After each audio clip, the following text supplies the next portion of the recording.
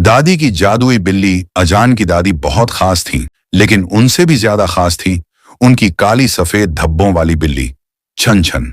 बाहर से तो वो एक आम सी बिल्ली लगती थी, लेकिन अजान जानता था कि वो आम नहीं, जादुई है। सब कुछ तब शुरू हुआ जब एक रात अजहान को नींद नहीं आ रही थी।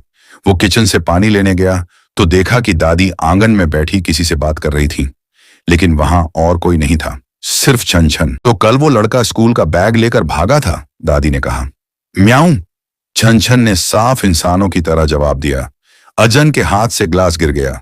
दादी ने मुड़कर कहा, अब जब तुमने देख ही लिया है तो राज में शामिल हो जाओ। पता चला कि चंचन एक जादुई बिल्ली है जो सिर्फ रात में बोलती है और सिर्फ दादी या किसी भरोसेमंद को ही उसकी आवाज सुनाई देती है।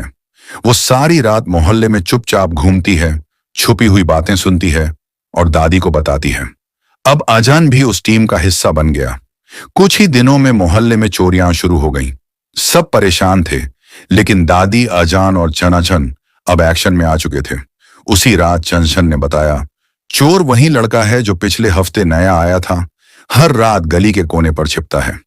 अगले दिन अजहान ने अपनी पुरानी साइकिल उस कोने पर खड़ी कर दी।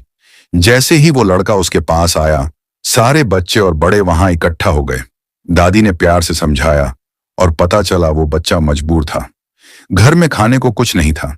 मोहल्ले वालों ने न सिर्फ उसे माफ किया, बल्कि उसके पापा को नौकरी दिलाने में भी मदद की। अब चंचन मोहल्ले की चुपचाप रिपोर्टर बन चुकी थी। कहीं किसी की खोई चीज, कहीं किसी का छुपा हुआ दुख, सब कुछ दादी और अजान तक पहुंच जाता और वो चुपके से उसका हल निकाल देते। कोई नहीं जानता था कि हर रात एक बिल्ली बोलती है और एक दादी अपने पोते के साथ छुपकर दुनिया को थोड़ा बेहतर बना रही है।